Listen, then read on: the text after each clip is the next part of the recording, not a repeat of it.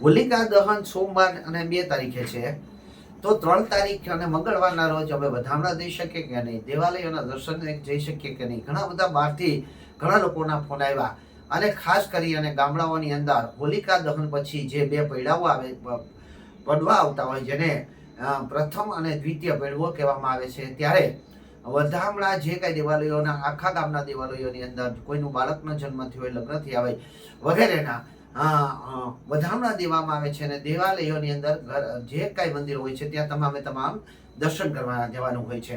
તો અહીંયા અમારા ગામની અંદર પણ લોકો પૈડવાની અંદર વધામણા દેતા હોય છે. એટલે બહારથી, સુરતથી, અમદાવાદથી અને જુનાગઢથી પણ ઘણા લોકોના ફોન આવ્યા કે દાદા અમે મંગળવારે વધામણા દઈ શકીએ? તો આ પ્રશ્નનો જવાબ દેવા માટે આવ્યો છું. ના, દરેકને લાગુ પડે છે, માત્ર અમારા ગામ પૂરતી મર્યાદિત વાત નથી, પરંતુ આપણે પણ લાગુ પડે છે. અને સનાતન ધર્મની વાત છે, એટલે કદાચ તેને થોડી ઘણી મિનિટોનો ભારત પ્રમાણે ફેરફાર હોય છે, પરંતુ અહીં આખા ભારત વર્ષની અંદર આ મંગળવારના રોજ જ્યારે ચંદ્રગ્રહણ છે, ચંદ્રગ્રહણની અંદર દેવાલયોના કપાટ જ બંધ કરી દેવામાં આવે છે, મંદિર જ પરિપૂર્ણ રીતે બંધ કરી દેવામાં આવે છે. એક છાયા ત્યાં પ્રવેશ ન કરે એવી રીતે બધું બારી દરવાજાથી માંડી બધું બંધ કરી અને ભગવાનની આડે પડદા રાખી દેવામાં આવે છે.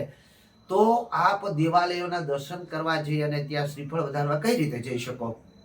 તો અહીંયા જે જગ્યાએ 2 તારીખના હોળી છે એ તમે માની શકો કે 3 તારીખના આપે ધોકો કરવાનો રહેશે. 3 તારીખે આપ કોઈ પણ શુભ કાર્ય ન કરી શકો, આપ મંદિરના દર્શન ન કરી શકો.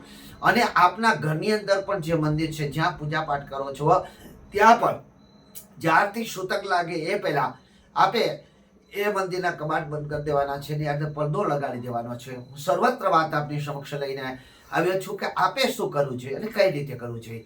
મિત્રો, તો જે હોલિકા દહનનો જે સમય મેં કાઢીને આપ્યો હતો કે હોલિકા દહન આપ શા માટે કરી શકો, આપ આખા ભારતની અંદર ઘણા બધા જ્યોતિષશાસ્ત્રથી માંડીને બધા ખૂબ જ દ્વિધામાં હતા કે હોલિકા દહન ક્યારે કરવું જોઈએ. કારણ કે મંગળવારે જ્યારે પૂનમ પૂરી થઈ જાય છે ત્યાર પછી મંગળવારે ચંદ્રગ્રહણ મોક્ષ પામે છે, અને ચંદ્રગ્રહણ સમય દરમિયાન તો આપ હોલિકા દહન ન કરી શકો. પરંતુ અહીંયા 2 તારીખે આપ હોલિકા દહન જો કરો તો જે સમયની અંદર હોલિકા દહન કરવાનો જે સમય આપણે યોગ્ય લાગે મનુષ્યને, માણસોને, એ સમયની અંદર સારું ચોગડિયું જોઈને આપ કરો તો પણ એ સમયની અંદર ભદ્રા છે. એટલે મેં એક નવો તોડ કાઢીને આપ્યો હતો કે ભદ્રાને પ્રિય વસ્તુનું નિવેદન અર્પણ કરો. આપ અડદના લોટની ગોળીઓ બનાવી અને ગોળીમાં મિશ્રિત કરી અને દક્ષિણ દિશામાં એના નિવેદ મૂકીને આપ આ ભદ્રકાળની અંદર આ કરો તો ભદ્રાનો ક્રોધ આપની ઉપર પડે નહીં, અને ભદ્રાનો ક્રોધ ન પડે તો આપને કોઈ પણ પ્રકારનું નુકસાન ન થાય. પરંતુ એ વાત આવે છે કે મંગળવારના રોજ જ્યારે ચંદ્રગ્રહણ છે અને ચંદ્રગ્રહણની અંદર સર્વત્ર દેવી દેવતાઓનો પૂજા કરવી, સ્પર્શ કરવાની જ મનાય છે દેવી દેવતાઓને.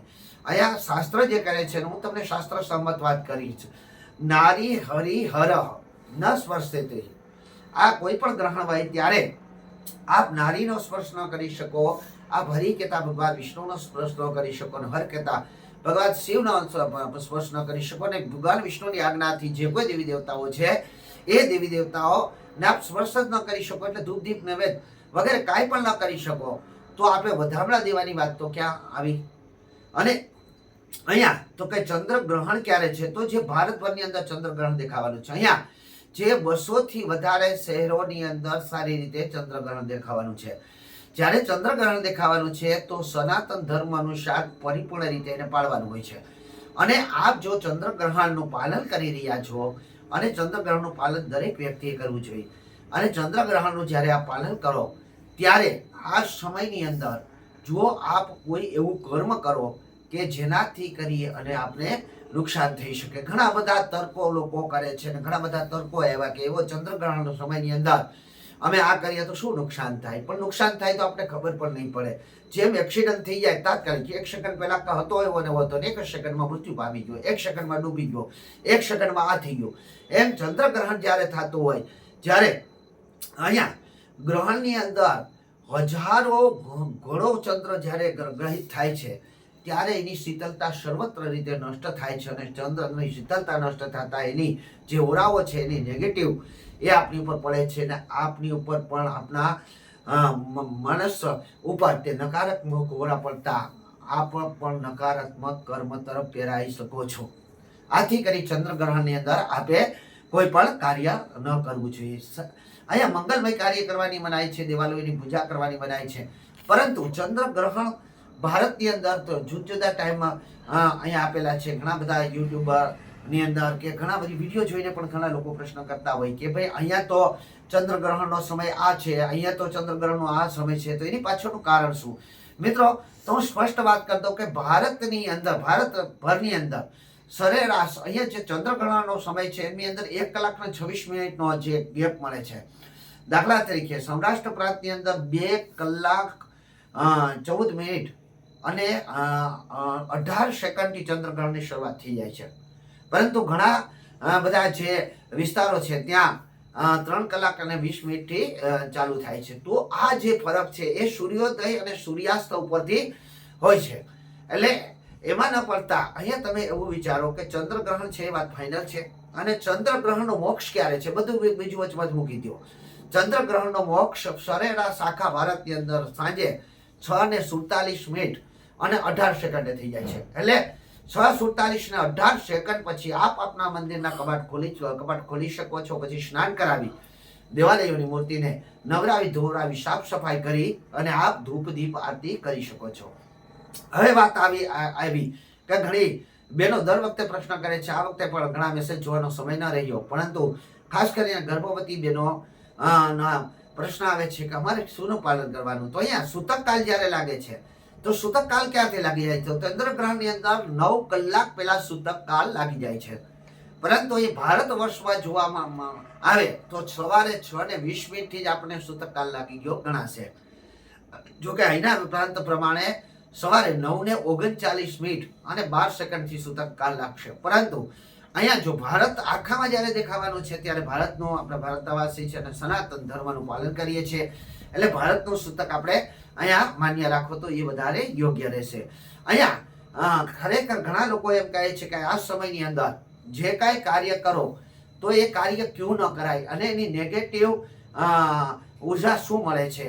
તો અહીંયા પોઝિટિવ ઉર્જા પણ શું આપ પ્રાપ્ત કરી શકો? તો હા, ચંદ્રગ્રહણ સમય દરમિયાન જો આપ કોઈ મંત્રને જાપ કરો તો એની 100% હજારો ઘણું ફળ મળે છે.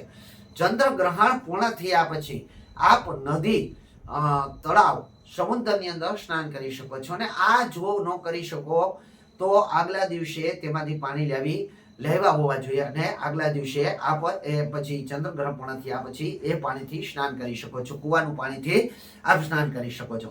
હવે ચંદ્રગ્રહણ સવારે 6:20 થી જ આપણે લાગુ પડી જાય છે અને સાંજે 6:47 એટલે કે 12 કલાક ઉપરની અવધિ તમે એમ કહો છો. પરંતુ 9:39 અને 18 સેકન્ડની માન્ય રાખો તો પણ માન્ય છે. પરંતુ અહીંયા આપણે શું નિયમના પાલન કરવાના છે? તો કે જ્યારે સૂતક કાળ લાગે એ પહેલા જ આપણું ભોજન બનાવી લેવાનું છે. આ દિવસના વિશે હું તો એમ કહું છું કે ભૂખ્યું રહેવું બહુ સારી વાત છે.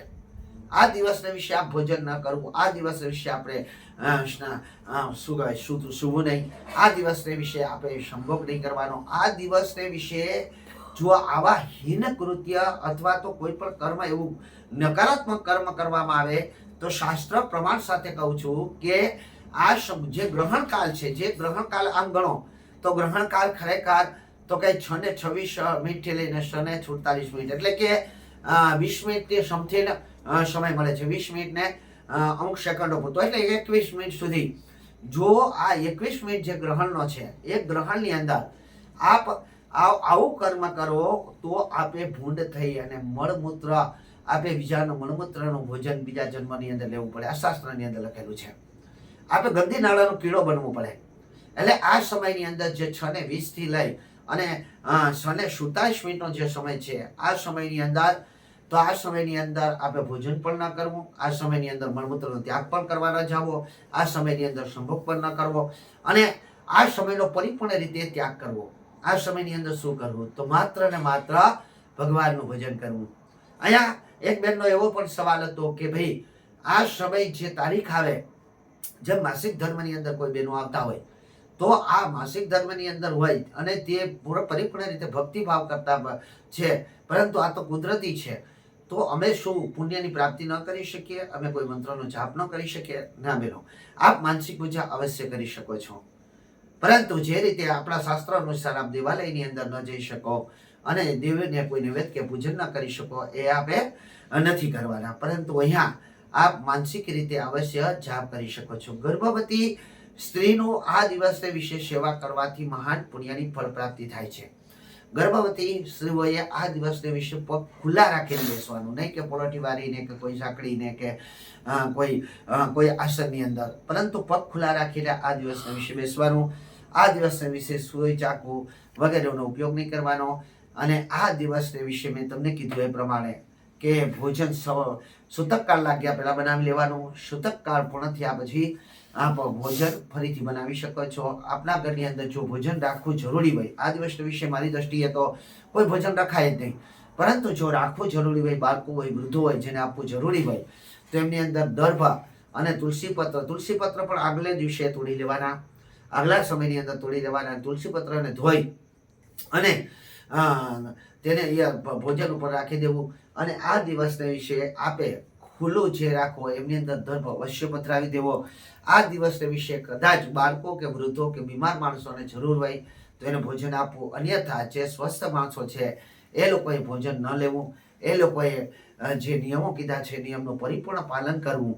જો આ પાલન આપ કરશો અને જો આ મંત્ર જાપ કરશો, અને હા, એમાં પ્રશ્ન પણ ઘણા બધા આવ્યા હતા કે અમારે ક્યાં મંત્રનો જાપ કરવો જોઈએ, તો આના માટે પણ હું અલગથી વિડીયો બનાવીશ. અને ફરીથી આપણે નમસ્કાર કરીને કહું છું, ફરીથી વારંગળે વિનંતી કરીને કહું છું કે મારા વિડીયોને આપ શેર કરજો, લાઈક કરજો. અને હજી સુધી મારી યુટ્યુબ ચેનલ સબસ્ક્રાઈબ ન કરી હોય તો સબસ્ક્રાઈબ કરી લેજો. અને હજી પણ એક વખત આ વિડીયો મારા ગામ, મારા વિસ્તાર જે છે ત્યાં વધામણા દેવાની પ્રથાઓ છે ત્યાં અવશ્ય મોકલી દેજો. કારણ કે મંગળવારે જ્યારે મંદિરોના કબાટ જ બંધ રાખવાની પ્રથા છે, ચંદ્રગ્રહણની અંદર આપ મંદિર ખુલ્લું ન રાખી શકો, આપ દેવાલયના દર્શન ન કરી શકો અને દેવાલયને ખોટી ઉર્જા ન આપી શકો. અને શા માટે ન આપી શકો એના માટે હું અલગથી વિડીયો બનાવીશ. અન્યથા આ વિડીયો ખૂબ જ લાંબો થઈ જશે તો આપ જોઈ નહીં શકો અને આપણે કંટાળો પણ આવી શકે. પરંતુ મહેરબાની કરીને આ વિડીયો અવશ્ય શેર કરજો, જેથી કરી બહારથી આવતા લોકો કે જે લોકો કદાચ એવો પ્રોગ્રામ બનાવે કે ભાઈ અમે મંગળવારને દિવસે દેવાલયના દર્શને જશું, તે લોકો પોતાનો સમય અને ટાઈમિંગને ચેન્જ કરી શકે. સર્વ અને હોલિકા દહનની હાર્દિક શુભકામના સાથે સાથે આપ સર્વનું કલ્યાણ થાય. જય મહાદેવ. આ સારા અને સનાતની ધર્મને લગતા આ વિડીયો જોવા માટે મને આપ પ્રશ્ન કરી શકો છો. મારા મોબાઈલ નંબર છે 70161888 અને મારા વોટ્સઅપ નંબર છે 968816 1678. જય મહાદેવ, જય શ્રી કૃષ્ણ, જય જય.